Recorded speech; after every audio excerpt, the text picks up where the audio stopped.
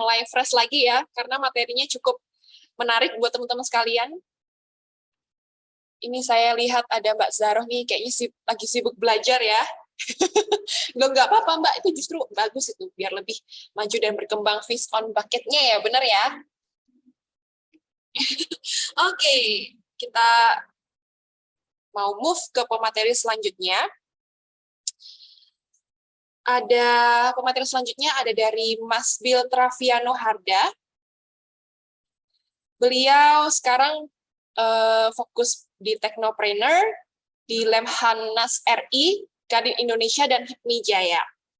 Dan skill-skill yang dikuasai oleh beliau ada dari Enterprise Systems, Business Intelligence, dan Business Strategy. Dan sekarang beliau sudah menjadi founder dan CEO dari DOT Indonesia, sudah 11 tahun. Wow, keren banget ya. Dan masih banyak pengalaman-pengalaman lain yang pastinya cukup luar biasa. Oke, halo Mas Bill. Halo Mbak Ardin. Halo, gimana nih kabarnya Mas Bill? Alhamdulillah, Baik baik-baik. ya. Teman-teman gimana semuanya? Sehat-sehat semua? Harus sehat dong, harus semangat. Amin. Amin. Oke, Mas Bill, Yap. materinya sudah siap? Bisa di-share screen? Oke, bentar ya. Ya.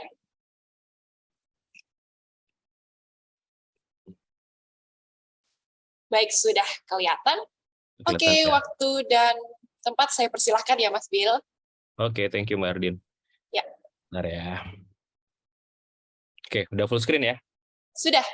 Oke, siap. Oke, thank you semuanya. Assalamualaikum warahmatullahi wabarakatuh. Selamat siang. Salam sejahtera, namung budaya, salam kebajikan, salam sehat untuk kita semua. Thank you banget for having me here. Terima kasih banget nih dari teman-teman jagoan digital Banyuwangi. Mudah-mudahan hari ini bisa bermanfaat banyak ya buat semua teman-teman di sini. Nanti kalau misalkan ada pertanyaan, feel free langsung cut aja, langsung tanya aja. Oh sorry, izin MC dulu, boleh gitu nggak Mbak? Boleh, boleh. Iya, boleh soalnya kok. ini materinya kita ringan. Saya pengen banyak ngobrol gitu kan. Kita kan bicara mindset gitu ya. Takutnya kalau udah kebanyakan ke belakang nanti ada yang kelewatan. Karena penting sih. Insya Allah ini penting banget materinya gitu. Karena beberapa kali coaching terus ketemu beberapa menti juga. Sebenarnya di Indonesia ini yang kurang sebenarnya lebih ke mental sama mindsetnya gitu ya. Jadi secara teknikal, secara bisnis, secara skill-skill yang lain tuh anak-anak Indonesia ini luar biasa sebenarnya. Cuman ya itu tadi deh, mental sama mindsetnya agak perlu di-adjust dikit gitu. Yep. Oke, jadi izin teman-teman, bismillahirrahmanirrahim, saya mulai ya. Hari ini kita mau bawain, saya mau membawakan tentang mental mindset for CEO gitu ya. Jadi buat teman-teman di sini pastinya kan semua pada punya usaha gitu ya, semua pada punya startup, semua lagi berbisnis. Nah ini penting banget nih. Ini saya kenalan sedikit lagi, tadi udah dibacakan sama Mbak Ardin, thank you banget. Jadi nama saya Bill Traviano Harda, Eskom MBIS gitu ya. S1-nya di ITS kemarin, S2 saya di Monash University. Nah, sekarang lagi bantu-bantu di kurang lebih 3-4 perusahaan di Indonesia ini sebagai CEO, kemudian ada Bargo, itu kita ekspor impor tapi tech enabled gitu ya. Jadi kita mau bikin ekspor impor itu lebih efisien. Fokusnya di teh, kopi sama rempah. Terus saya juga bantu-bantu jadi komisioner di Relevant Art Labs. Jadi ini adalah sebuah art labs baru untuk Web 3.0 dan Creative Agency. Jadi kita lagi pengen masuk nih, orang kan udah mulai hype gitu ya tentang Web 3.0, kemarin bicara koin, bicara blockchain gitu ya. Nah ini kita lagi coba masuk ke situ dan kami percaya memang masa depan itu di Web 3.0. Jadi ini kalau teman-teman nanti di sini ada yang portfolionya kira-kira mirip, feel free buat kontak aja. Kita udah ada pengalaman setahun inilah untuk ngerjain NFT dan main-main di Web 3.0 gitu. Kemudian saya juga di Kadin Badan Ekonomi Syariah untuk periode yang sekarang itu di Deputi Digital Research dan Teknologi. Jadi balik lagi kalau ada teman-teman di sini yang butuh channeling gitu ya, apalagi yang di Badan Ekonomi Syariah gitu yang sifatnya syariah-syariah, feel free kontak aja, saya bisa bantu nanti kalau misalkan kita mau ngomong ke government gitu atau kita mau bicara-bicara tentang regulasi. Saya juga bantu di KAIN Kamar Entrepreneur Indonesia sebagai wakil ketua umum untuk digital teknologi. Jadi kurang lebih sih main-mainnya di situ aja gitu, di teknologi digital gitu ya. Makanya di depan tuh tadi saya mau sebutkan saya ini technopreneur gitu. Jadi kita entrepreneur tapi di teknologi gitu, karena kan teknologi ini luar biasa ya, nggak ada batasnya gitu. Dan semua pun sekarang bisnis juga membutuhkan teknologi. Oke, lanjut. Nah ini yang pertama dan utama gitu. Jadi yang paling pertama sebenarnya apa sih yang dibutuhkan mindset seorang CEO gitu ya? Apa sih? Kalau saya punya satu ini pegangannya gitu. Jadi ups and down but forward gitu. Jadi kita teman-teman di sini hidup kan pasti ada di atas, ada di bawah gitu ya. Namanya roda gitu ya. Jadi bisa aja kadang-kadang kita lagi oke banget, kadang-kadang kita lagi nggak oke banget. Tenang aja, itulah hidup gitu. Yang penting kita harus forward gitu. Nah ini penting banget ini. Jadi jangan pernah takut kalau misalkan ada kegagalan, kita belajar di sana. Kalau ada kesuksesan juga jangan terlalu jumawa gitu ya. Kita harus tetap belajar juga dan harus apa namanya siap-siap gitulah. Harus nambah belajar terus, nambah ilmu terus. Kalaupun kita masih di atas gitu ya. Jadi ini core-nya ups and down but forward. Nah ini basicnya. Jadi bagaimana sih untuk menjadi seorang CEO yang baik gitu? Yang pertama tuh kita harus punya visi. Kita harus punya visi, bukan mimpi ya. Kalau mimpi itu kan cuman di set aja gitu ya. Kalau visi ini lebih detail gitu. Jadi kita harus punya visi. Mau diapakan sih bisnis ini gitu. Nantinya mau kayak apa sih bisnis ini gitu loh.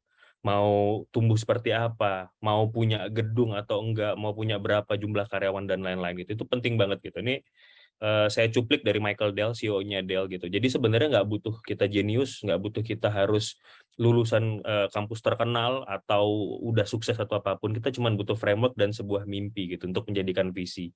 Jadi jangan cuma bermimpi, tapi pakailah framework-nya juga gitu ya. Itu penting banget. Jangan lupa harus punya visi. Kemudian kita harus mengerti apa yang dibutuhkan stakeholders. Jadi kalau kita bisnis kan ada college kita, ada teman kita berbisnis, ada keluarga kita, ada klien-klien kita yang terimpact dengan bisnis kita. Itu kita harus tanyakan ke mereka gitu loh. Apa sih ekspektasinya mereka seperti apa sih? Mereka maunya kayak apa sih gitu. Bagaimana cara kita bisa nge-serve them well gitu kan. Kalau nggak ngerti tanya. Jadi nggak usah, jangan banyak-banyak asumsi gitu ya. Dulu awal-awal bisnis saya juga gitu. Saya banyak-banyak asumsi. Oh klien maunya ini, klien maunya itu. Oh kalau keluarga harusnya maunya begini, maunya begitu. Ternyata sesimpel tanya mereka maunya apa, butuhnya apa, kita harus seperti apa dan harus bagaimana. Itu. Kemudian use goals to advance the mission. Nah ini penting. Ini salah satu framework yang saya paling suka itu dari Mark Benioff-nya LinkedIn. Jadi dia punya V2MOM. Dia bagaimana cara kita bisa bikin goals to advance the mission itu dengan V2MOM ini. Jadi pertama kita set dulu visinya, kemudian kita set value-nya kayak apa, kita set metodologinya seperti apa, setelah itu obstacles-nya apa aja, kemudian kita measures gitu, supaya kita tahu bener nggak sih udah sampai di mana sih apa-apa yang kita kerjakan. Oke, ini seperti yang dikatakan Bruce Lee gitu ya. Jadi sebenarnya a goal is not always meant to be reached gitu kan. Jadi sebenarnya nggak harus benar-benar kita bisa sampai ke sana gitu loh. Yang penting kita sudah menuju ke sana gitu kan. Jadi kalau tadi punya mimpi itu setinggi-tingginya gitu ya, tembaklah ke stars gitu, ke bintang ya. Jadi kalaupun belok-belok dikit masih dapat bulan lah gitu. Oke, nah terus yang keempat, do the stuff you do best. Nah ini juga penting. Jadi teman-teman yang mau berbisnis, boleh kalau awal-awal bisnisnya masih sendirian tuh it's okay. Kita kerjakan semuanya sendirian, CEO, Chief Everything Officer gitu ya. It's okay. Tapi jangan lama-lama gitu. Begitu sudah ada modal, begitu sudah bisnis modelnya sudah clear, bikin tim. Bikin tim. Ini kesalahan yang saya lakukan di bisnis pertama kali gitu. Saya maunya lean, isinya cuman orang-orang sedikit aja, kita maunya jadi quote unquote makelar gitu ya. Ya nggak sustain. Begitu bikin tim, kita invest, ya memang harus ada investment gitu kan, namanya bisnis gitu, kita invest, kita berani gaji orang, gaji dengan value-nya dia gitu ya. Jangan minta orang oke kalau misalkan murah gitu kan, nggak mungkin gitu ya. Nah itu kalian harus sadari gitu. Jadi fokus di mana area yang memang kita punya biggest impact-nya. Gitu. Jadi misalkan kalau teman-teman jagonya di R&D ya udah gitu, fokus di R&D-nya. Nanti yang jualan bayar orang.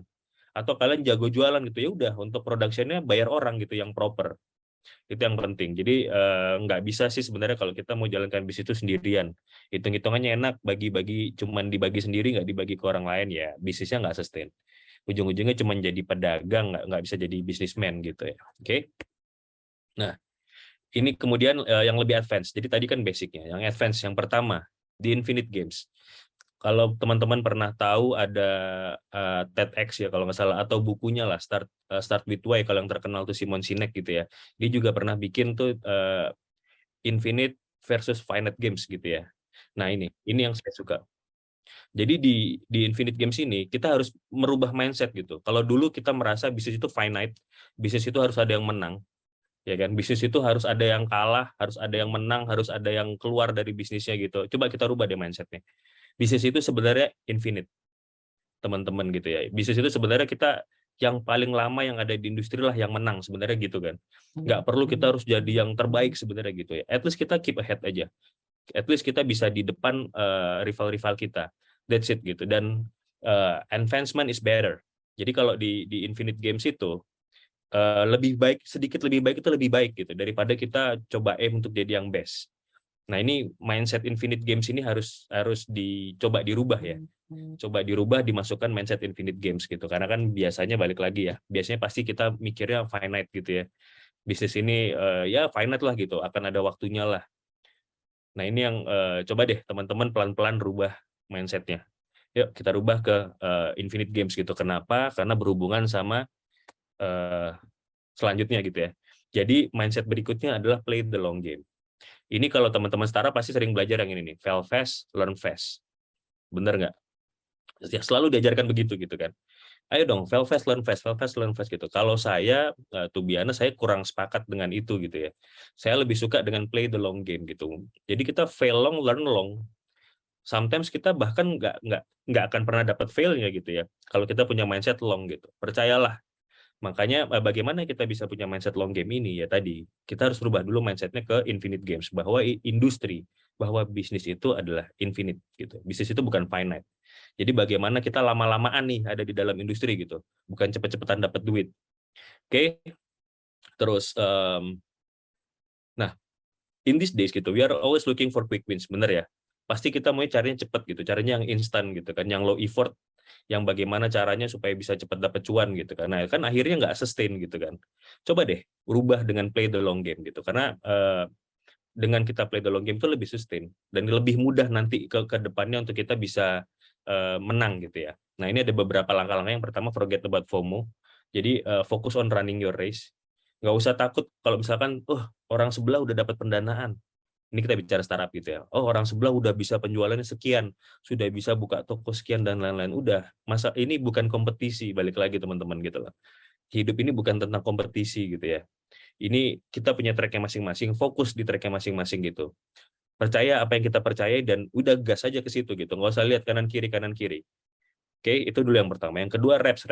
Nah, it's okay to be sorry gitu ya, to be stuck gitu, it's okay gitu. Nggak ada masalah kalau kita jelek awal-awal gitu. Wajar kok. Semua orang yang profesional juga dulunya pasti amatir kan. There is always a first time for everything. Intinya gitu. Ya nggak? It's okay, nggak ada masalah kita jelek, kita nggak oke. Ikut tender kalah, it's okay gitu. Ikut aja tender sebanyak-banyaknya karena di situ nanti kita belajar. Memang seperti itu prosesnya sebenarnya. Nah, ini mindset long game ya. Bukan gimana caranya kita atur nanti tendernya bisa langsung dapat sekali menang langsung menang segala macam, itu nggak akan sustain. Percayalah gitu. Kemudian protect your mind gitu. Jadi balik lagi, fokus. Jangan takut ini, takut itu, panik gitu. Ada resesi, panik gitu misalkan gitu ya. Resesi itu di mana sih sebenarnya? Ini panjang nanti obrolannya kalau masalah resesi ya. Jadi fokus aja. Apa yang kita percaya, apa yang sudah kita bikin tadi plannya, udah eksekusi plannya. Eksekusi plannya, kontrol, monitoring, dicek lagi, eksekusi lagi. Sesimpel itu. Terus my personal rule for long term success. Nah ini, kalau buat saya pribadi, saya set 5 tahun. Jadi kita coba bikin 5 tahun plan-nya gitu ya. Kita coba bikin secara 5 tahun ini seperti apa sih? Kita jalankan secara 5 tahun itu gitu. Udah kafah aja gitu istilahnya gitu ya. Bismillah aja jalankan secara 5 tahun. Jangan belok-belok sebelum 5 tahun gitu. Coba deh rasakan gitu. Nanti setelah 5 tahun pasti akan ada perbedaan. Dan terakhir itu the end result endless winning. Nah itu, ini saya sudah rasakan alhamdulillah gitu ya di salah satu bisnis gitu ya. Contoh di Dot gitu, saya udah 11 tahun di IT, di bisnis IT itu dulu susah banget cari project. Sekarang alhamdulillah gitu. Project yang nyari kita gitu. Kenapa? Karena tadi kita coba main ke long game gitu. Kita nggak deliver harus yang bagus. Kita nggak mau murah-murahan harga gitu kan. Kita nggak mau apa namanya atur-atur yang aneh-aneh gitu ya. Terus kita nggak mau juga ganti materialnya gitu kalau di tempat lain gitu misalkan ya. Jadi apa yang mau kita deliver itu kita pegang gitu. Jadi terbentuk integritas dan kapabilitas. Karena itu yang penting di industri. Oke, nah ini. Kemudian mindset berikutnya adalah anti fragile. Kalau mungkin teman-teman tahu fragile ya. Jadi kalau fragile itu kan kita ditekan gitu misalkan ya. Kita ditekan akhirnya kita jatuh gitu ya. Itu jangan sampai punya mindset fragile, hati-hati gitu. Karena pengusaha bisnismen nggak akan bisa sukses kalau misalkan dia fragile, ya kan? Biasanya bisnismen harus resilient gitu ya, harus harus tahan banting gitu. Tapi ada satu yang sebenarnya saya lebih suka. Jadi nggak cuma tahan banting. Kita kalau resilient kan bounce back gitu ya, ditekan ke bawah mantul lagi ke atas. Coba berubah menjadi anti fragile, ditekan ke bawah mantul lagi bounce forward gitu. Jadi kalau tadi di 3 ditekan balik ke 3 itu masih resilient, di 3 ditekan baliknya ke 5, baliknya ke 10. Nah itu anti fragile. Nah ini harus dipelajarin dan ini bisa banget gitu. Dan ini juga terjadi di kehidupan sehari-hari. Ini contoh nih, kayak human body dengan vaksin gitu kan, atau fitness lah. Vaksin lah paling gampang gitu. Jadi kita dimasukin kuman yang sudah dilemahkan gitu kan tadinya, dari yang sehat jadi agak sakit sedikit tapi habis itu jauh lebih sehat gitu. Anggaplah seperti itu gitu. Jadi anggap bagaimana kita harus cari vaksin di dalam kehidupan berbisnis ini gitu kan. Belajar, cari mentor, buka networking, belajar lagi, cari kegagalan gitu. It's okay. Gagal nggak ada masalah kok gitu. Percayalah. Kalau saya punya rumus itu 1:9 sih, dari 9 kali gagal ada satu yang sukses itu udah menutup 9 itu tuh sebenarnya gitu. Jadi nggak usah takut. Ya udah, coba aja, coba terus. Oke. Nah, ini ada dari Nassim Nicholas Taleb, dia yang bikin Inserto series, kalau pernah baca ada beberapa bukunya, ini keren banget sih. Masuk di 12 most influential books. Coba deh nanti dicari. Dia bilang the 3 most harmful addiction are heroin, carbohydrates, and a monthly salary. Gitu ya. Jadi itu yang membahayakan gitu. Itu yang membuat mengkeep kita jadi cuma segitu-gitu aja gitu. Ayo berbisnis lah itu intinya. Memang sulit memang gitu. Kalau nggak sulit ya semua orang pasti bisa jadi pebisnis gitu kan. Tapi pasti ada caranya gitu. Oke. Nah ini. Nah ini beberapa values. Jadi tadi kita udah bicara core-nya, ups and down but forward gitu ya. Atau kita bicara basic-nya. Terus kita bicara beberapa yang advance gitu kan. Nah sekarang kita bicara value-value apa sih sebenarnya untuk bisa menjadi seorang CEO atau pebisnis yang sustain gitu, yang oke gitu ya. Yang pertama ini, every man takes the limits of his own field of vision for the limits of the world. Jadi ilustrasi seperti ini gitu ya. Kadang-kadang itu kita cuman ngelihat itu di segini aja gitu. Padahal sebesar ini loh gitu loh. Sebesar ruangan hitam ini sebenarnya space-nya gitu. Tapi kita selalu ngelihatnya di situ aja dan kita ngejudge by itu gitu kan. Kita ngerasa nggak bisa nih dengan pandangan kita sendiri gitu. Kita belum melihat point of view dari tempat lain gitu. Nah, itu yang sering terjadi. Jadi belum kita udah ngerasa gagal, kita udah ngerasa nggak bisa, belum kita udah ngerasa tertekan, udah ngerasa fail, udah malu gitu kan. Padahal sebenarnya cuma baru segitu. Harus explore lagi supaya kita bisa nggak cuma seginilah apa sudut pandangnya gitu ya. Kita bisa lebih terang lagi, lebih besar lagi, lebih explore lagi. Oke. Nah, berikutnya nih. Failure is the frame, not picture. Nah, itu dia. Jadi banyak nih kalau saya lihat di teman-teman gitu ya. Kita selalu kalau sukanya itu nge-capture sesuatu yang failure gitu kan. Orang Indonesia itu sukanya berlomba-lomba dalam kesulitan gitu. Wah, gue kemarin gini, lebih parah gue gini, enggak parahan gue gitu. Entah kenapa tuh senang banget gitu berlomba-lomba dalam kesulitan gitu loh. Sukanya mengadu apa namanya? Kalau adu mekanik gitu ya. Tapi yang diadu itu failure-nya gitu kan. Padahal coba dilihat deh gitu. Kadang-kadang kita harus mundur sedikit, kita harus naik sedikit, kita lihat gitu ya. Lihat dong, curve kehidupan tuh kayak apa sih gitu loh. Itu mungkin cuma secuplik aja di sini gitu kan failure-nya. Kedepannya tuh mungkin kalian punya grafik yang lebih oke gitu.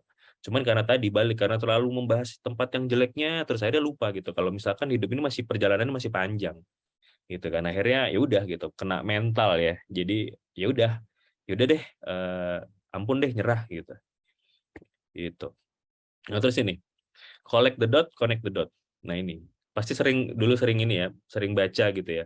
Connecting the dots gitu kan, collect the dots gitu. Nah, bagaimana sih cara kerjanya? Ini kalau yang saya percayai, jadi knowledge itu adalah kita mencari dots-dots tadi. Kadang-kadang banyak kita ketemu orang, kita nggak tahu sebenarnya ilmu apa sih, untuk apa. Kita baca buku, kita nggak tahu ini apa sih sebenarnya gitu kan. Nah, jangan cuman baca aja, jangan cuman teori aja. Yuk, langsung kerjakan bisnisnya gitu kan, langsung connect.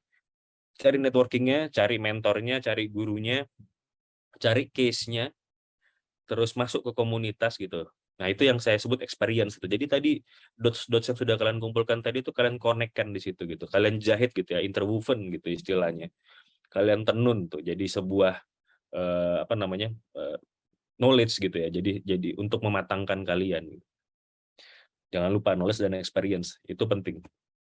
Nah, ini tadi yang saya sebutkan juga, in theory and practice are the same, in practice they are not gitu ya kan. Jadi selalu di teori itu memang keadaan ideal gitu ya, keadaannya ideal gitu, dan kebanyakan orang sudah takut dengan teori. Padahal di prakteknya itu nggak seperti itu teman-teman gitu. Teori itu kalau kalau misalkan kita di saham itu cuma ngeset support sama resistennya aja gitu loh, ya kan. Ya masih gede gitu loh jaraknya gitu. Tinggal bagaimana untuk prakteknya kita. Makanya di startup juga ada kepercayaan execution itu yang paling penting gitu kan. Ideas are cheap gitu kan. Execution is the most important things gitu ya. Ya memang begitu gitu loh. Banyak di lapangan itu mungkin orang banyak yang sukses-sukses juga mereka nggak punya teori awalnya gitu. Tapi mereka praktek aja trial and error gitu. Mereka lebih berani yang dapat street smartnya gitu ya. Nah, ini yang saya lihat di anak-anak zaman sekarang gitu ya, di apa namanya, generasi kita lah ya, generasi saya sama teman-teman ini yang ke bawah gitu, anak muda nih prakteknya agak kurang nih, terlalu apa namanya, terkungkung dengan teori-teori gitu ya, dengan omongan orang bahwa ini sulit, ini sulit, ini sulit gitu. Percayalah teman-teman, kalau orang bilang sulit, justru itu yang kalian harus masuk gitu ya.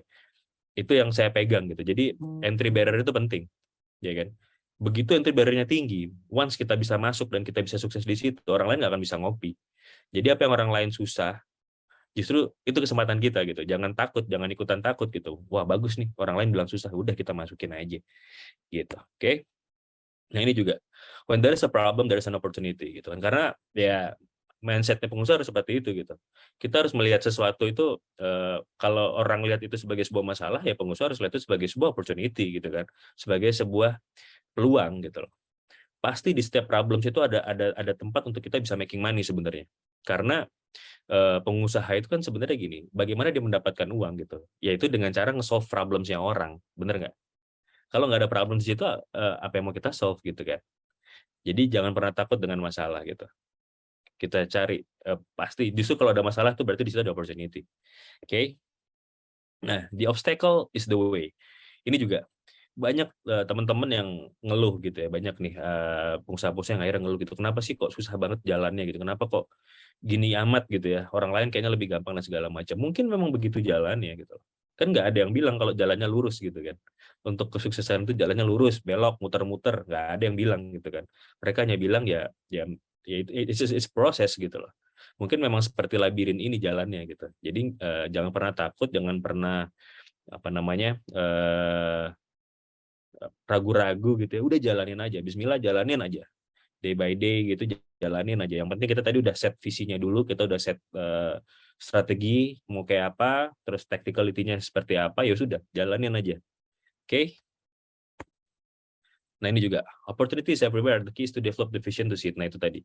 Jadi banyak orang yang belum ngedevelop visi untuk bisa melihat reward-nya. Orang-orang selalu melihat risk-nya gitu. Pastilah, semua ada resikonya. Ya nggak? Mana sih yang nggak ada resikonya gitu. Even kita keluar rumah mau ke mall pun itu juga beresiko gitu kan. Ada bisa kecelakaan lah, mallnya kebanjiran lah, kebakaran dan lain-lain gitu kan. Pasti ada resikonya gitu. Even kita mau makan aja itu ada resikonya gitu kan. Jadi nggak usah takut gitu loh. Kalau orang bilang wah ini beresiko gitu ya pasti. Mana sih di kehidupan ini nggak beresiko? Coba tapi dilihat dulu, diukur dulu. Sebanding nggak nih reward dengan resikonya kan gitu ya. Kalau memang sebanding ya udah kerjakan. Resiko itu jadi apa? Kita bikin calculated risk gitu loh. Resiko pasti ada. Kalau kita setup sebuah bisnis terus kita nggak lihat resikonya, itu yang bahaya. Kalian waktu setup bisnis kalian harus bisa detect resikonya. Begitu kalian ngerasa oh ini gampang-gampang segala macam, udah pasti deh, percayalah jangan dijalankan gitu. Harus cari dulu resikonya. Terus calculate gitu ya. Resiko itu kayak mau apa aja sih gitu. Nanti kita bikin skenario-nya gitu kan, plan A, B, C, D sampai Z-nya seperti apa. Oke. Nah, ini juga paling penting. Anak-anak bukan anak zaman sekarang ya. Kebanyakan orang tuh susah untuk making decision. Ya kan? Sesimpel ditanyain mau makan di mana, terserah. Ya enggak? Itu kan sebenarnya itu melatih diri kita untuk nggak bisa making decision gitu kan. Karena udah kebiasaan gitu loh, terserah. Atau orang biasa bilang ya udah aku ikut air mengalir aja gitu. Ya kalau airnya mengalir gitu, kalau ternyata enggak, atau ya kalau mengalirnya bagus, kalau ternyata mengalir ke tempat yang enggak oke gitu kan. Nah itu tadi. Jadi belajar untuk making a million good small decision gitu. Bikin decision kecil-kecil setiap hari supaya nanti kita punya kebiasaan untuk decision making. Jadi once kita ada decision yang harus kita ambil gitu ya dalam sebuah case bisnis, itu kita udah biasa ya. Jadi balik lagi teman-teman, yuk setiap hari paksa untuk ngambil decision gitu, cari case-nya macam-macam. Hari ini aku mau lewat mana ya, cari gitu, nanti akan ketemu kok gimana sih cara kita taking decision gitu. Nah, dengan kita making million small good decision ini, kita akan punya framework untuk taking decision. Kita akan punya cara nanti, oh oke, kalau misalkan aku harus ngambil ini, biasanya tuh aku cek reviewnya dulu. Misalkan nih mau beli skincare gitu ya, wah gimana nih cari reviewnya, lihat YouTube-nya gitu kan, googling gitu istilahnya, tanya ke teman. Nah seperti itu gitu. Jadi kita akan terbiasa untuk making decision. Oke, biasakan dari yang kecil-kecil. Ini penting. Banyak sekali pengusaha yang gagap untuk mengambil decision gitu. Padahal peluangnya kan 50-50. Either itu sukses atau enggak gitu. Kalau sukses ya alhamdulillah, kalau enggak ya kita belajar kan gitu ya. Itu dia. Nah, terus ini. If you're capable of dreaming, you definitely have the power to achieve your dream. Closer to your dream, bigger the power. Itu dia. Jadi ilustrasinya seperti itu gitu loh. Semakin kita mendekati ke sumber cahaya, ke dream kita, itu sebenarnya semakin besar tenaganya gitu. Semakin besar keinginan kita gitu kan. Jadi jangan ngerasa kayak jauh banget nih, masih susah nih, masih jauh nih, nggak berani bermimpi gitu. Padahal seperti ini, ya nggak, simple gitu kan. Semakin kita mendekati cahaya, semakin besar bayangan di belakang kita, semakin besar kekuatannya. Jadi ayo teman-teman kejar mimpinya gitu. Percayalah, kejar mimpi sampai nanti orang yang kalian idolai itu jadi partner bisnis kalian. Itu kepuasannya luar biasa. Karena saya beberapa kali seperti itu gitu ya. Dulu wah idola banget sama ini. Sekarang kita partneran bisnis. Bikin seperti itu, cari seperti itu ya, pasti bisa. Nah, ini juga focus on yourself, no one judging you. Ini kebanyakan orang sekarang gitu, apa ya, GR gitu ya. Jadi kita ngerasa ini kayak everyone watching me and judging me gitu. Kita ngerasa kita doing something, wah nanti orang bakal ngomong apa ya? Wah kalau aku gagal di sini orang bakal ngenyek gitu ya, bakal menghina gitu ya, bakal nyindir-nyindir gitu ya. Enggak, udahlah gitu loh. Nggak ada yang seperti itu. Mungkin ada satu dua tapi ya sudah gitu. Itu memang orang-orang kurang kerjaan aja gitu kan. Udah fokus aja sama apa yang sebenarnya terjadi gitu. Orang lain pun mereka fokus sama diri mereka sendiri kok. Timur kalau pengen jadi Raka Timur Leste. Raka anu ya Lur. Timur. Oke, berikutnya nih. Mohon maaf ya, ada gangguan sedikit. Aman. Iklan. Oke, the world is a noisy place. Ini tadi, the ability to cancel out the noise to truly focus is extremely powerful. Balik lagi. Sekarang ini dunia udah benar-benar noisy, ya nggak? Dulu kita ada zaman kita kekurangan informasi. Sekarang bom informasi. Ya kan? Sekarang kita malah bingung gitu. Kebanyakan informasi kita harus nyarinya seperti apa. Nah, ini belajar bagaimana cancel out semua noise itu, belajar bagaimana kita bisa fokus gitu ya ke apa yang kita mau belajar.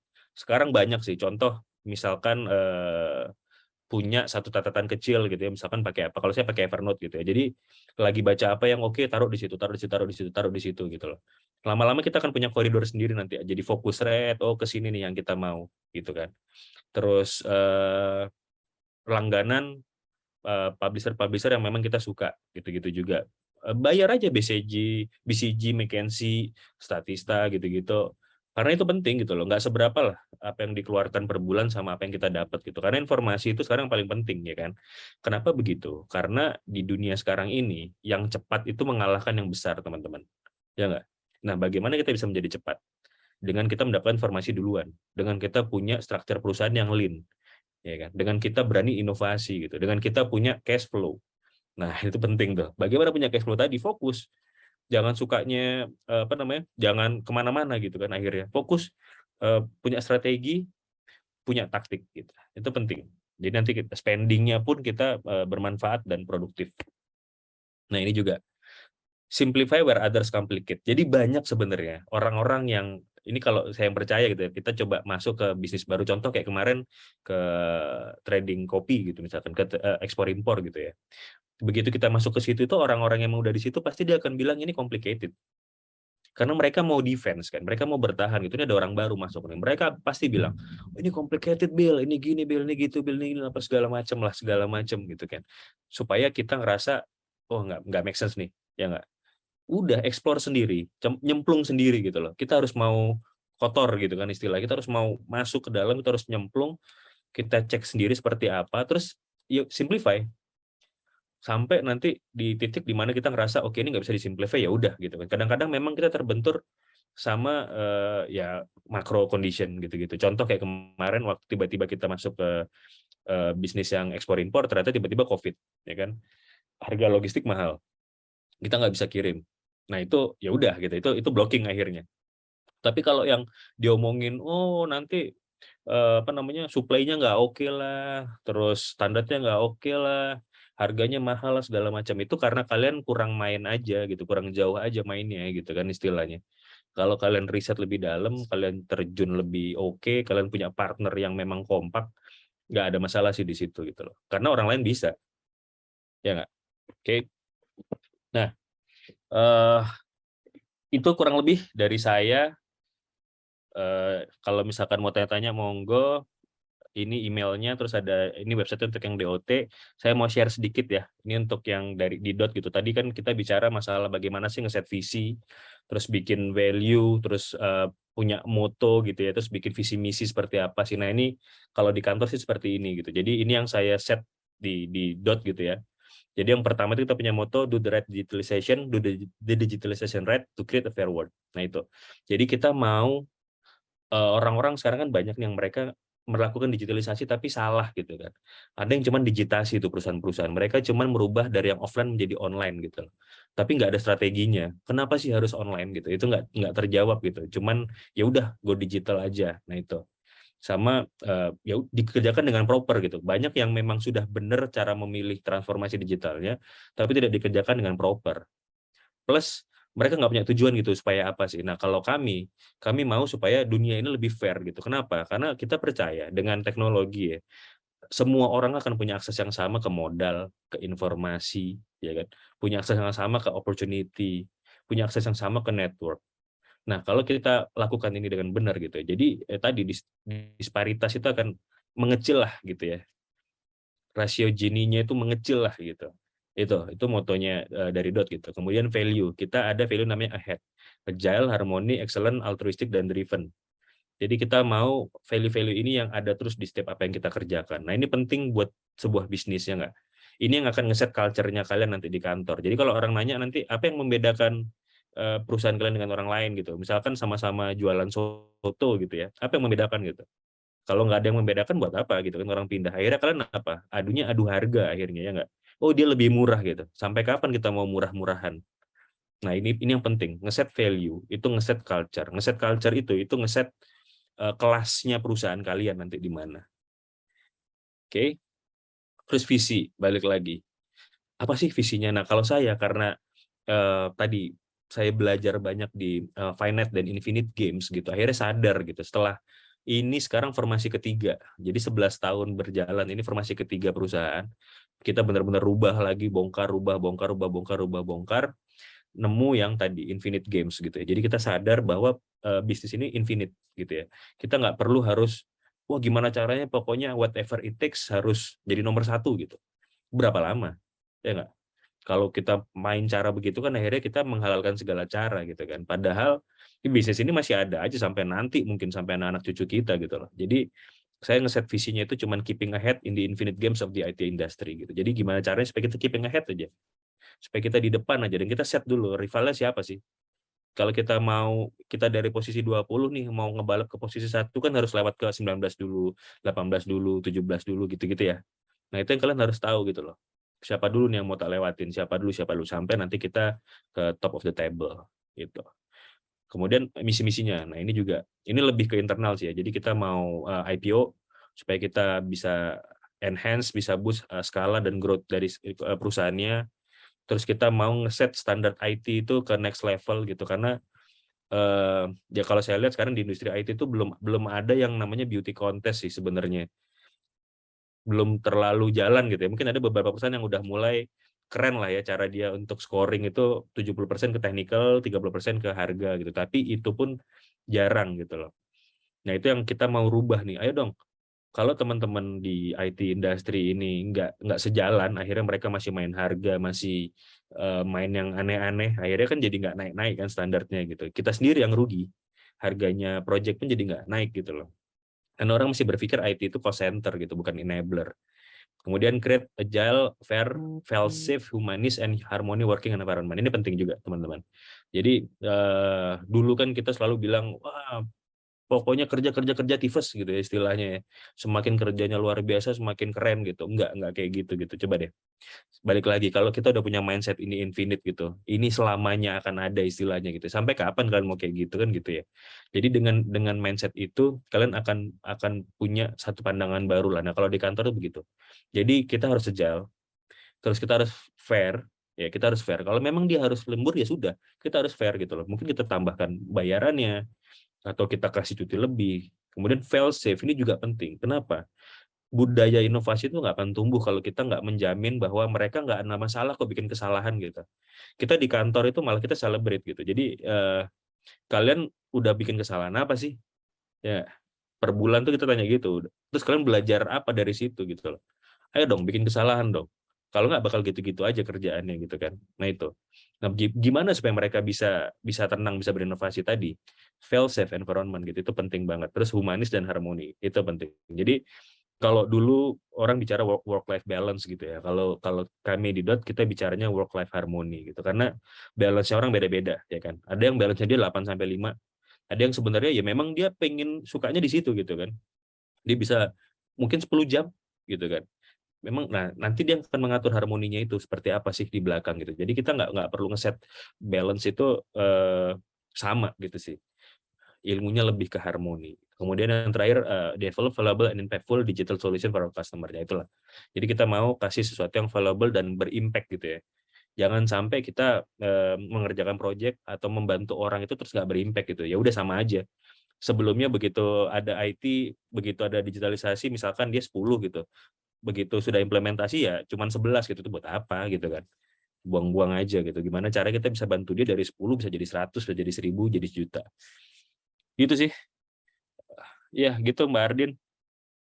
Silahkan saya balikan ke MC. Monggo kalau ada pertanyaan.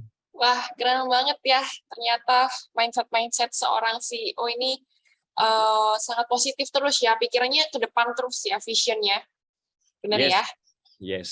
Oke, ini teman-teman peserta mungkin yang di sini calon-calon CEO semuanya. Ada yang mau ditanyakan? Ada yang bingung-bingung? Kira-kira aku harus mulai dari mana nih atau bagaimana? Nih, ada nih dari Digisam, Putri Asfarina. Silahkan. Ya, monggo Mbak. Sebelumnya suara saya terdengar? Terdengar Mbak, terdengar. Ya, oke, baik. Sebelumnya saya mau memperkenalkan diri terlebih dahulu kepada Mas Bill dan teman-teman semua. Perkenalkan, nama saya Putri Asfarina Ifada dari Digisem. Jadi saya izin memperkenalkan tentang Digisem sedikit, yaitu Digisem sendiri itu merupakan platform waste management atau platform pengelolaan sampah di mana menjadikan tukang rongsok sebagai agen utama yang nantinya agen utama tersebut akan mendapatkan keuntungan berupa saldo yang dapat ditukarkan dengan produk PPUB. Nah, itu mungkin sedikit tentang Digisem. Nah, saya mau bertanya nih Mas Bill. Jadi begini, saya tuh dihadapkan dengan dilema ketika saya mencari rekan dalam berbisnis. Itu seperti yang Mas Bill katakan bahwa Indonesia ini masyarakatnya itu punya budaya yang kayak berlomba-lomba dalam kesulitan. Jadi itu kayak istilahnya adu nasib gitu loh. Nah, ya, seringkali itu saya menemui rekan-rekan saya yang ingin saya ajak berbisnis atau mungkin bertukar pikiran seputar bisnis itu kayak berlomba-lomba dalam kesulitan. Nah, jadi kayak menceritakan aku tuh gini loh gitu. Sampai kadang saya berpikir bahwa dunia ini kan sangat luas dan perjalanan kita itu kan sangat panjang. Nah, Betul. terus yang kedua bukan itu aja, tapi mereka tuh kayak seperti yang Mas Bil katakan, teori dulu yang dipikirkan. Jadi ketika saya mulai berbicara tentang bisnis, mereka membicarakan tentang teori.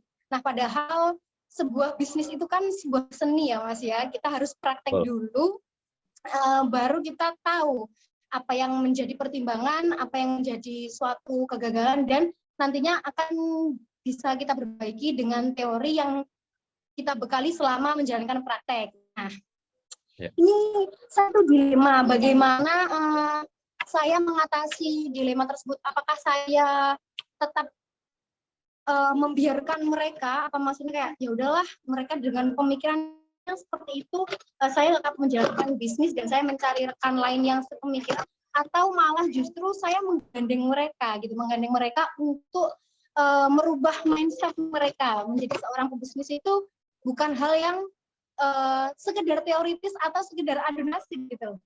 Seperti itu saja Mas Bil, terima kasih. Siap, makasih Mbak Putri. Ini dijawab langsung apa gimana Mbak MC? Dijawab langsung aja, Mas. Oke, siap. Thank you Mbak Putri Asfarina, keren di GSM-nya gitu. Mudah-mudahan lancar ya. Lagi kan sekarang orang lagi pada ke green gitu memang ya. Jadi harusnya sih oke. Cuman balik lagi tuh harus ada inovasinya karena udah banyak sih sebenarnya seperti itu. Nanti terserah dicari inovasi seperti apa. Kalau mau kontak feel free. Saya juga dulu pernah bikin Mbak. Sekarang dibeli sama India namanya Lalada. Dulu namanya aduh saya lupa lagi. Apa ya? Jadi kita ngumpulin itu, kita udah punya kontrak sama perusahaan recycle langsung gitu. Jadi itu yang harus penting, off takernya harus ada supaya kita bisa dapat angka value-nya gitu loh. Kalau si Rongsok itu ngambil ini barangnya berapa sih harganya gitu. Itu penting. Jadi cari siapa yang mau jadi off take-nya. Nah itu. Terus pertanyaan masalah partner ya. Saya aja 11 tahun 3 kali ganti, Mbak. Memang susah, tapi balik lagi kita harus punya anchor-nya dulu gitu kan. Kita harus punya landasannya dulu gitu loh. Jadi kita tahu nanti ini cocok apa enggak ya orang ini. Kalau misalkan dia ternyata terlalu ke atas, terlalu ke bawah, ke kanan, ke kiri ya nggak cocok berarti gitu kan. Ya udah, kita harus berani bilang no gitu. Kita harus berani bilang sorry ya, kita nggak bisa lanjut nih. Gitu. Kita harus cari yang lain gitu. Terus nggak usah putus asa. Kalau misalkan belum ketemu berarti belum mainnya kurang jauh, Mbak. Banyak kok orang di luar sana. Di Indonesia ini ada 270 juta loh. Gitu. Banyak banget orang-orang di luar sana gitu. Coba kalau memang di daerah itu nggak ada, coba deh masuk misalkan ke Milis atau ke Discord sekarang banyak tuh Discord atau ke cari komunitas deh gitu, cari deh di Instagram, di Twitter, cari komunitas lain gitu, cari orang-orang yang sepemikiran gitu loh. Paling simpel ya ini kalau saya sih tekniknya ya, bukan tekniknya ya apa ya, cheat-sheetnya lah ya, tips and triknya itu dulu saya nyari orang yang pernah MLM. Somehow tuh teman-teman yang join di MLM tuh mereka punya mental lebih oke sih somehow ya gitu. Itu sih dulu gitu. Jadi mental dulu yang penting gitu kan. Nanti kan skill kita bisa bekali sebenarnya. Itu satu. Yang kedua masuk ke komunitas-komunitas. Masuk komunitas startup, masuk ke komunitas-komunitas yang ada di sana. Orang yang suka berkumpul itu mereka lebih positif biasanya.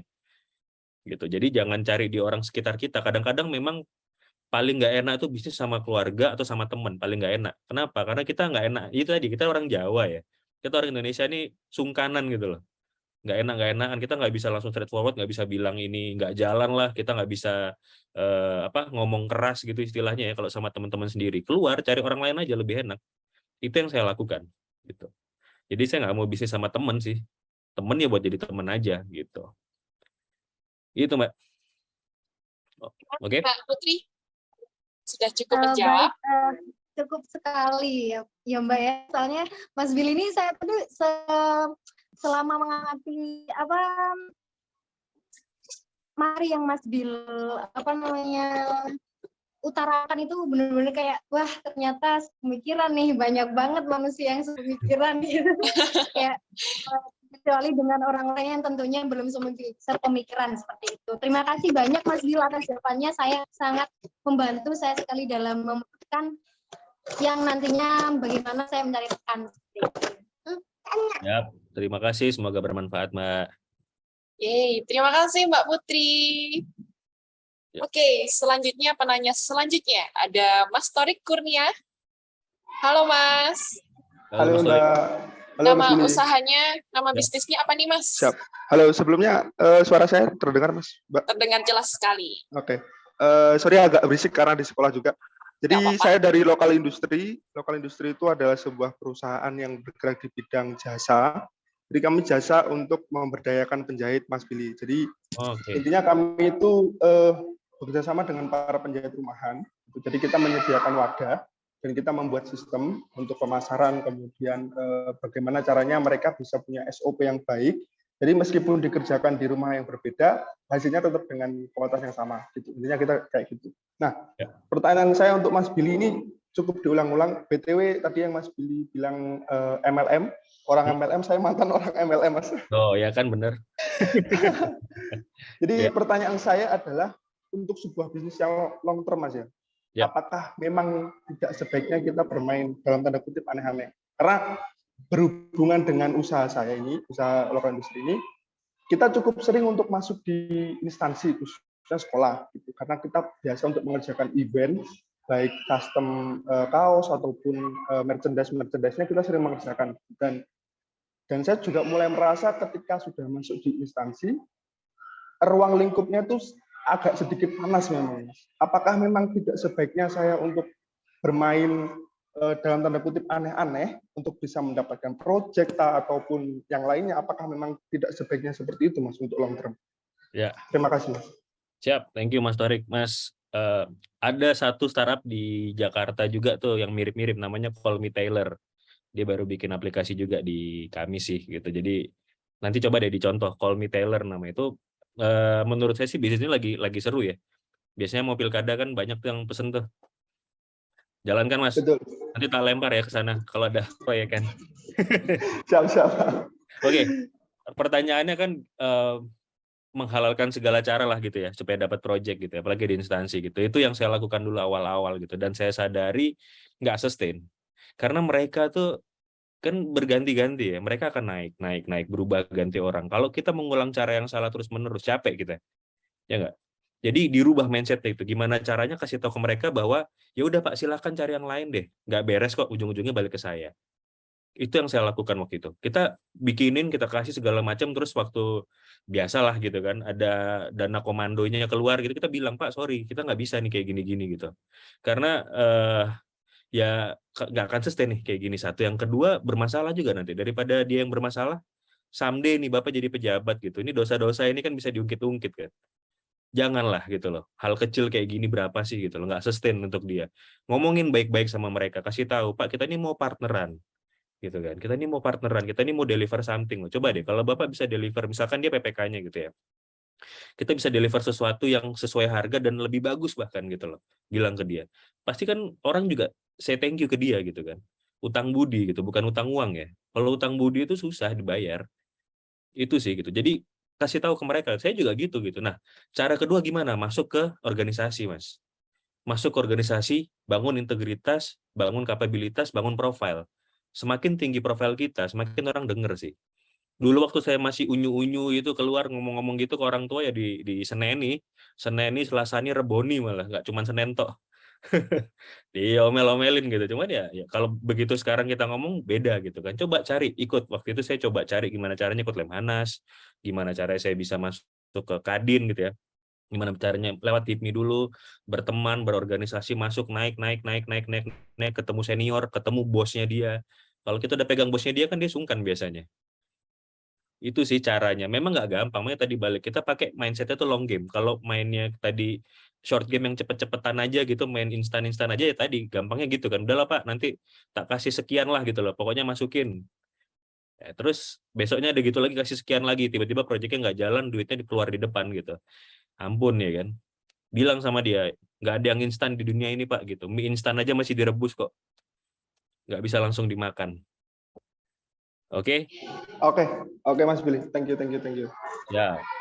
Oke, semoga tadi jawabannya membantu Masnya ya. Sukses terus. Ya, semoga bermanfaat Mas Torik. Siap Mas Billy. Oke, penanya selanjutnya ada Mas Yasid dari Taniwangi. Halo Mas. Terima kasih atas waktunya. Halo Mas Yasid. Dengar nggih?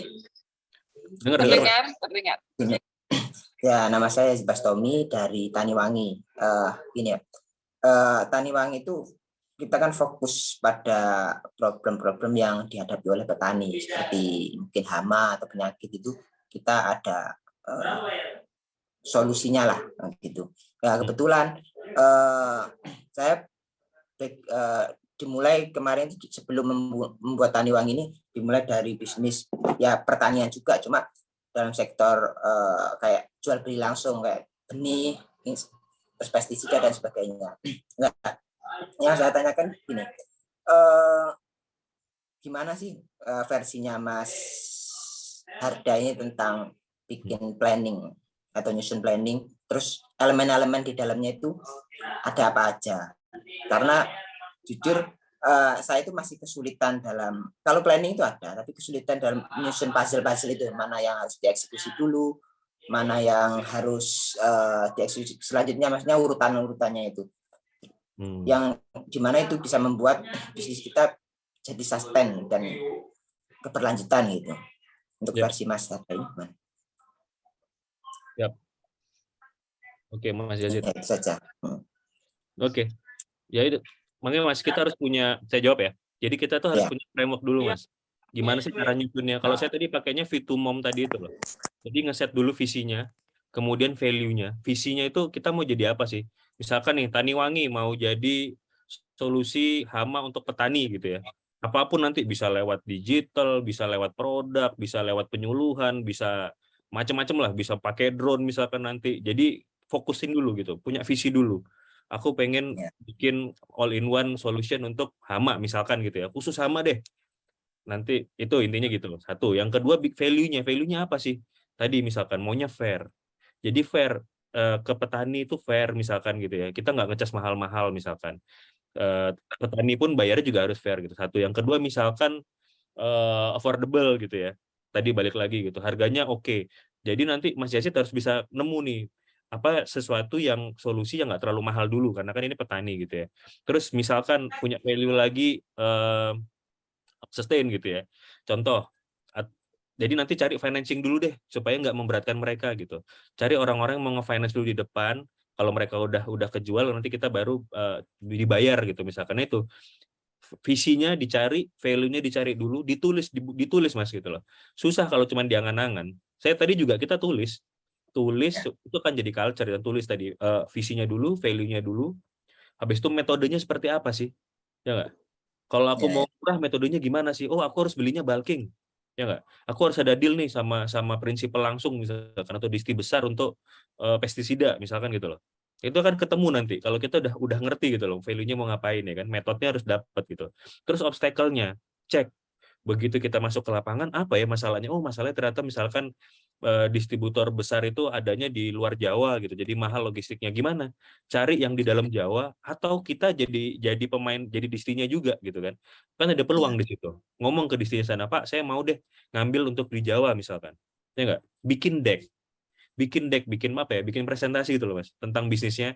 Cari orang yang mau funding. Karena saya juga begitu gitu. Sekarang kita mau making money with money, orang selalu bilang gitu kan. Tapi buat orang-orang kayak kita gimana gitu loh. Yang belakangnya nggak ada nama-nama bakrinya misalkan gitu kan, nggak ada nama-nama tohirnya belakangnya gitu, gimana gitu loh. Jadi making money with nothing kan gitu kan. Ya harus pakai uangnya orang gitu loh. Nah, gimana cara kita bisa pakai uangnya orang? Bikin modeling yang bagus. Hitung, masukin ke Excel, simple aja. Kasih lihat ke dia, ini loh Pak, peluangnya begini. Masukin deck, kasih informasi yang penting-penting di situ, presentasi. Jelasin ke orang, aku mau begini loh. Kebayang ya gitu. Jadi nggak usah takut. Modal tuh nomor sekian kok sekarang. Banyak nih orang-orang kaya tuh yang mau naruh duit itu banyak gitu. Asalkan clear kitanya mau ngapain. Gitu. Kalau kita sendiri cuman pasti untung Mbak, pasti ku piye hitungannya gitu loh. Ya nggak? Kapan, berapa, gimana caranya. Nah itu tadi loh. Jadi balik lagi, masukin ke framework-nya V2MOM tadi. Visi, values, method, terus obstacle, dan terakhir measures gitu. Jadi kita harus tahu ngukurnya. Kalau udah jalan sekian bulan tuh ukuranku di mana ya?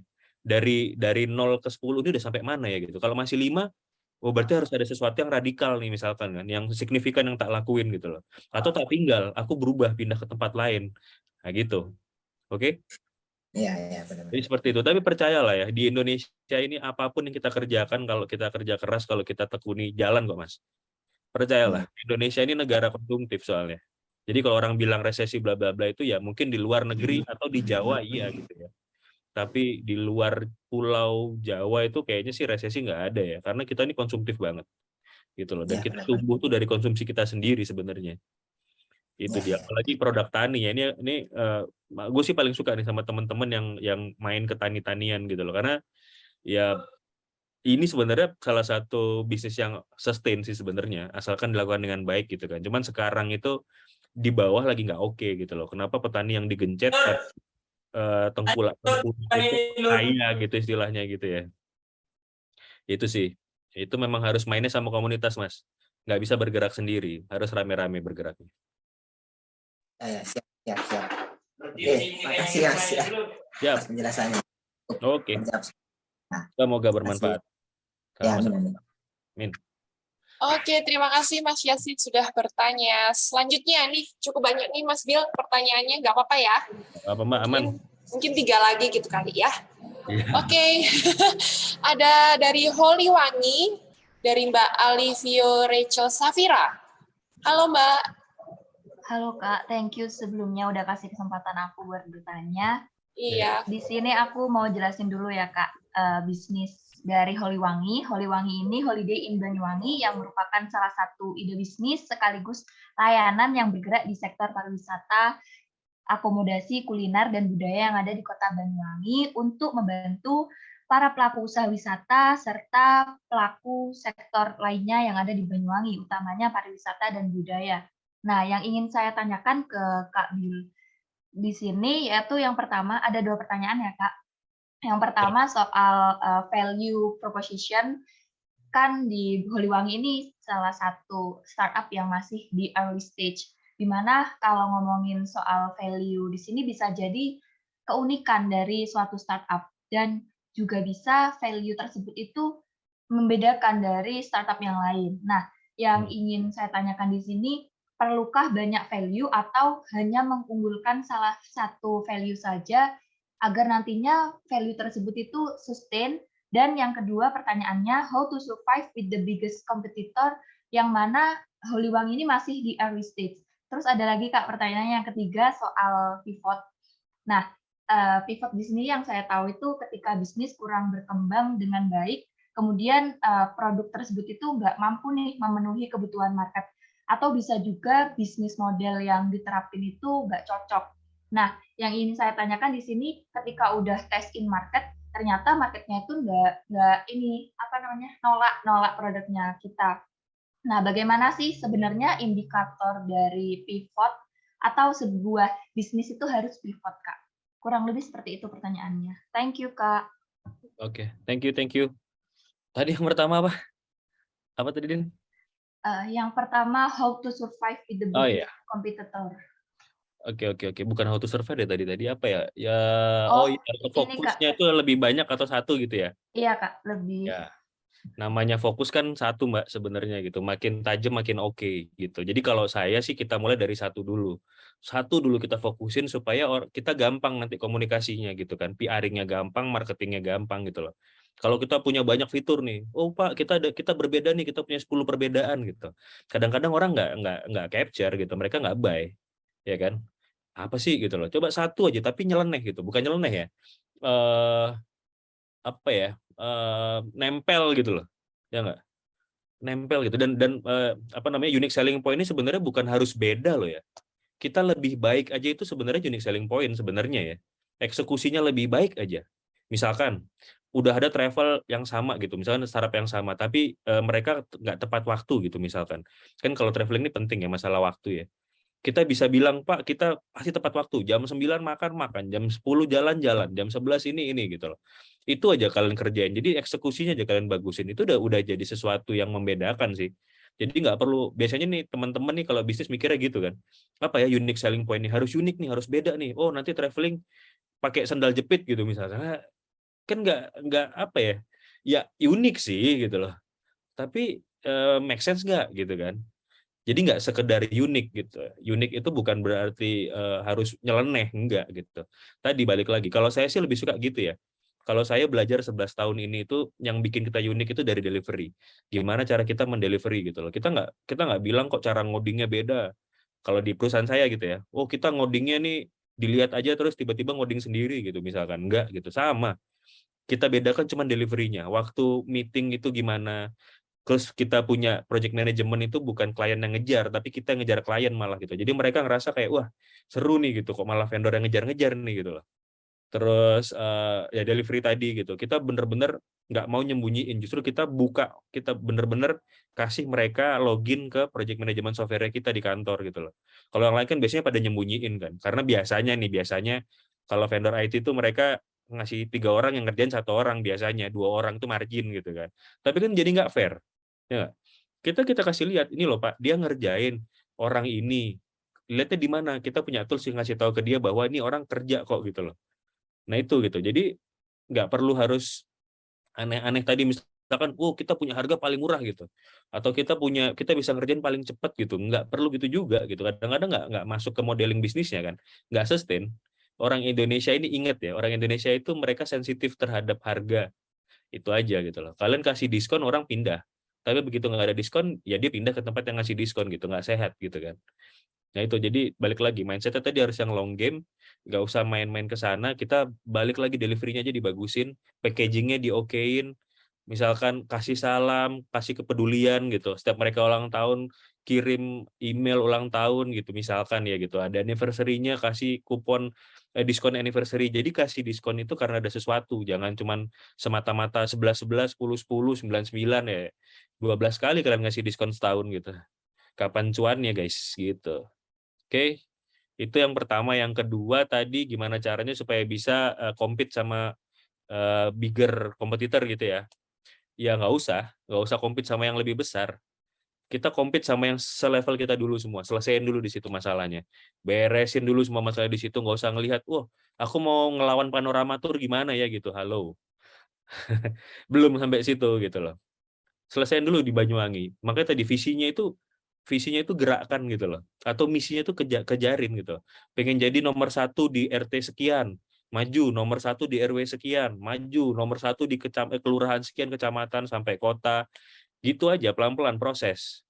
Jadi jangan, ya memang susah gimana caranya ngelawan kompetitor yang udah lebih besar kan, mereka punya resource ya nggak. Nah itu tadi, kalian bikin misalkan nih, semakin kecil kalian sebenarnya semakin bisa spesifik kalian ya nggak. Dia nggak mungkin misalkan dia bawa sengaja 100 orang sekali tour gitu ya, coba kalian bawa 10 orang tapi bikin itu bermakna gitu, itu kan bisa gitu, costnya mungkin lebih murah, cara ngontrolnya lebih gampang ya nggak. 100 orang itu nggak bisa happy banget loh sebenarnya, karena membuat happy 100 orang itu susah gitu kan. Nah, bikin paket itu jangan sebagai kekurangan tapi gitu loh, tapi sebagai kelebihan. Bilang aja kita mau kasih kayak apa namanya, tailor made experience misalkan gitu bahasanya. Itu masalah marketing sih, masalah bahasa marketing sih. Oke, jadi jangan takut gitu, karena biasanya yang besar itu mereka nggak segampang itu untuk movement ya, nggak segampang itu untuk manuver lah gitu loh, karena saking sudah besarnya gitu. Terus yang ketiga tadi apa ya? Soal pivot, Kak. Pivot Oh, bisnis. pivot. Nah, balik lagi, pivot itu namanya aja pivot. Kalau di main basket nggak, paling gampang nih analoginya basket nih. Pivot itu kita harus satu kaki stay di tempat yang sama gitu kan, kaki lain yang muter gitu. Jadi pivot itu memang harus stay di situ gitu. Jadi sebenarnya kalau saya bilang pivot itu lebih ke explore ya, lebih ke ngoprek sih. Kalau bahasa Jawanya ngoprek gitu ya. Kita oprek tuh.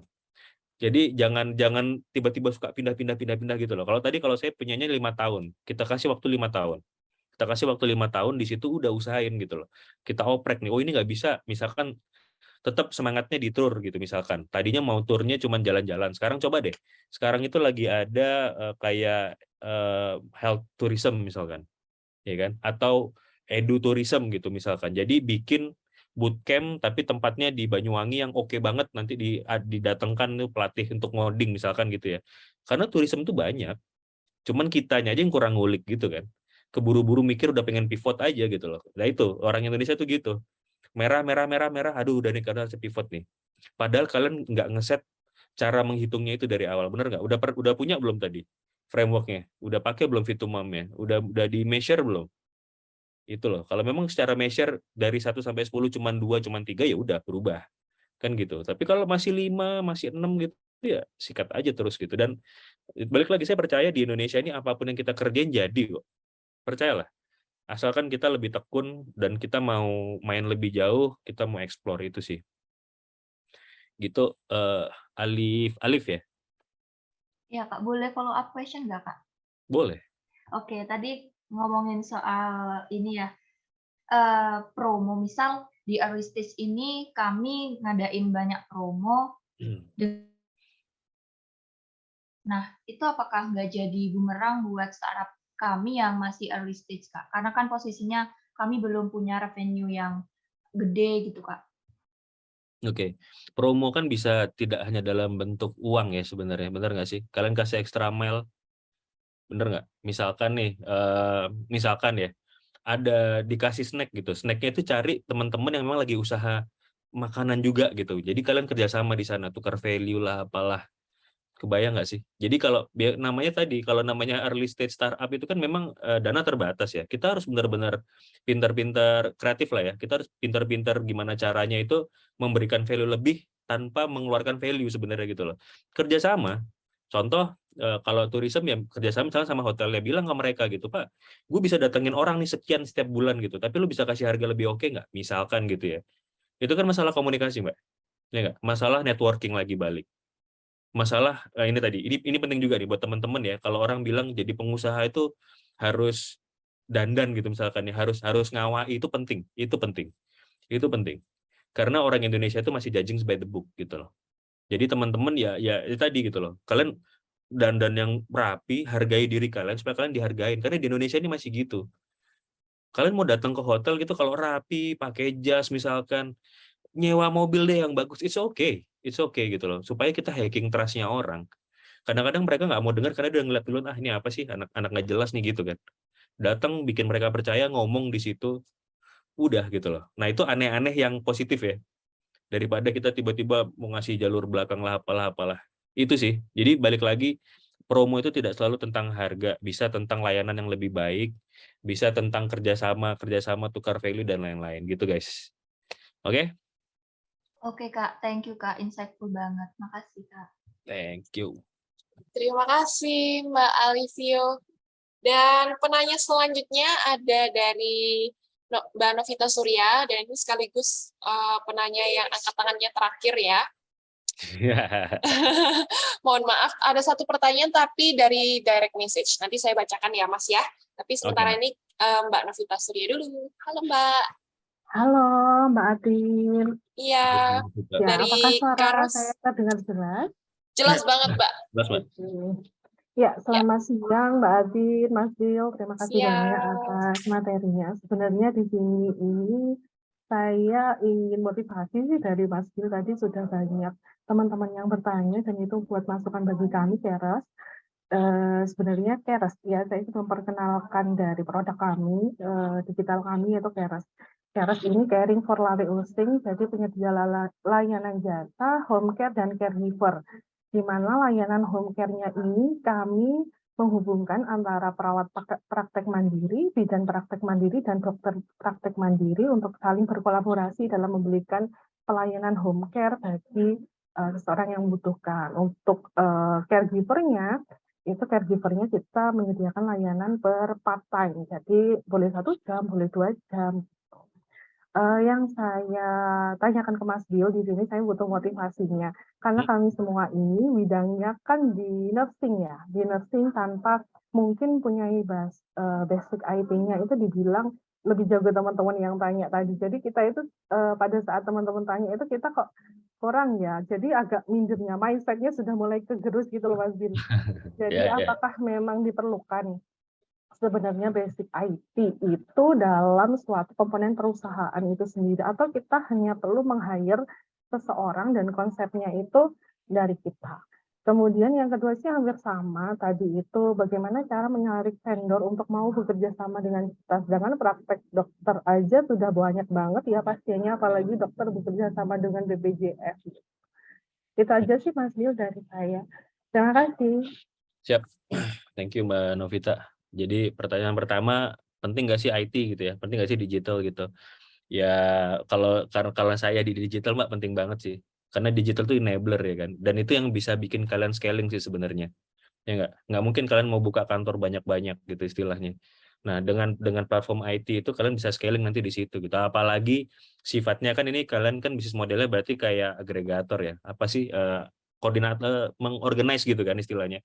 Mempertemukan antara orang yang butuh dengan orang yang bisa memberikan niche-nya gitu kan, yang bisa memberikan skill-nya. Nah, itu butuh banget sih apa yang namanya platform. Itu. Terus gimana sih caranya supaya bisa bullish gitu ya untuk Karos ini? Sebenarnya bisnis modelnya ini oke loh Mbak, karena banyak orang yang butuh loh sekarang gitu ya, banyak orang-orang udah mulai gitu ya, banyak anak-anak itu yang mereka nggak bisa lagi ngurusin orang tuanya gitu, orang tuanya tinggal sendiri di rumah gitu ya, orang-orang tua itu mereka butuh ada yang kadang-kadang butuh suntik insulin, ada yang kadang-kadang emang butuh cuman ditemenin aja, caregiver gitu ya, ada yang kadang-kadang memang diingetin minum obat gitu loh. Dan itu banyak yang nyari sebenarnya, banyak yang nyari. Cuman gini, kenapa kok nggak bullish gitu bisnis model ini? Kenapa? Karena orang kalau udah mempercayakan orang tuanya, dia butuh apa yang dibutuhin? Paling utama, North Star-nya apa? Trust kan? Bener nggak? Dia bisa trust nggak sih gitu loh? Gue bayar sekian, ini orang bener nggak? Gitu kan istilahnya gitu, bisa menggantikan saya nggak nih kan gitu. Nah itu yang kalian harus kulik sebenarnya. Gimana caranya dapat trust-nya dulu. Nanti kalau misalkan udah banyak demand-nya, itu sebenarnya supply-nya sih gampang ya. Jadi kalian bisa datang ke dokter-dokter bilang, Pak, kalau sama saya sih begini, part time aja udah bisa dapat sekian kok gitu. Orang siapa sih yang nggak mau sekarang dapat tambahan, ya nggak? Cuman balik lagi, bisnis modelnya diokein dulu, bikin deck yang oke, terus diulik nih gitu, fokusnya kemana tadi, dicek dulu, North Star-nya apa sih, North Star Matrix-nya gitu loh. Bisnis model tuh, kalau kayak Karos ini, apa sih yang harus dipunyain banget tuh apa sih gitu loh. Bukan masalah harga kok, percayalah. Orang mau bayar mahal sebenarnya untuk dia bisa kasih servis yang bagus ke orang tuanya gitu kan, ke anaknya misalkan, atau orang yang lagi sakit tuh mereka nggak akan mikir biaya. Yang mereka pikir tadi, bener nggak nih delivery-nya? Ya udah cari misalkan profil yang oke. Kerjasama sama dokter yang punya profil misalkan ya, itu untuk hacking trust. Jadi kerjasama sama ID misalkan gitu ya, sama komunitas gitu ya, komunitas dokter gitu, minta di endorse sama mereka gitu, bikin event banyak-banyak sama mereka supaya orang tahu, oke, oh ini di endorse ID loh, berarti harusnya ini proper gitu kan. Jangan, nggak bisa main sembunyi-sembunyian gitu, susah gitu, karena balik lagi ini masalahnya kita memberi kepercayaan yang sifatnya kritikal gitu. Itu Mbak Novita gitu. Dan terus kalau masalah tadi balik lagi ke IT penting banget. Karena sekarang representasi bisnis itu di IT ya. Orang jarang kan datang ke kantor, tapi pasti googling. Apa sih Karos gitu? Kayak apa sih? Dilihat di webnya, dilihat foundernya kayak apa, dilihat mereka sudah ngapain aja segala macam. Itu di situ gitu. Gitu. Dan nggak mahal kok sebenarnya kalau tahu ya. Untuk bikin website itu bisa murah, pakai landing page, pakai Webflow itu bisa gratis, card, ada, udah macam-macam nih Mbak. Macam-macam gitu. Dan nggak perlu yang sophisticated banget sih IT-nya. Nggak perlu. Jadi yang penting ada representasinya di internet gitu ya, istilahnya gitu, dan ada sistem. Nah sistem ini pun jangan dibayangin sistem itu sesuatu yang harus kita ngoding bikin aplikasi, enggak. Pakai Excel, punya SOP, that's it udah gitu loh tadi. Sama tadi kita punya framework gitu untuk bisa tahu ya tadi visi, balik lagi visi, value, method, obstacle sama measures-nya itu aja gitu. Itu sistem sih. Jadi jangan selalu mikir sistem itu aplikasi canggih bla bla bla, enggak gitu loh. Itu ya sistem itu tadi gitu. Kita bisa bikin cuman dengan Excel aja bisa, nggak ada masalah. Itu. Yang kedua tadi apa ya? Tadi apa Mbak yang kedua? Kayaknya sudah terangkum semua jawabannya ya? Mas Bill tadi. Iya. Oke. Terima kasih banyak Mas Bill, sangat Makasih, Mbak. membangun mental saya sekali. Iya, jangan takut. Banyak yang butuh Mbak, percayalah. Iya, terima Semangat, Kak kasih. Novita. Siap. Oke, terima kasih Mbak Novita udah bertanya. Dan ini satu penanya terakhir di kolom chat. Nanti buat teman-teman tadi yang sempat raise hand tapi nggak kedapatan kesempatan, langsung aja cantumin pertanyaan kalian di kolom chat ya teman-teman. Oke, dan penanya ini namanya Aurelia ya kalau nggak salah dari ARTI. Halo Kak, aku mau nanya, kalau partner bisnis emang penting diperhatikan ya, how about mentor bisnis? Terus di mana dan gimana caranya kita bisa dapat mentor bisnis yang sesuai sama visi misi bisnis kita ke depannya? Thank Oke. you. Siap. Partner bisnis itu penting, sama kayak kalian nikah lah gitu kan, bangun rumah tangga ya, bangun perusahaan tuh kayak gitu loh. Harus cari partner yang pas sih. Itu tadi memang harus ya tadi kalau memang nggak jalan harus berani say no, ganti. Udah gitu. Karena kan bikin perusahaan itu sebenarnya kita apa ya? Kita menghidupi orang banyak juga gitu. Tanggung jawab kalian tuh banyak gitu loh. Nggak segampang cuman ya udah perusahaannya tutup aja deh gitu. Terus yang kerja sama kalian kayak gimana nasibnya kan gitu.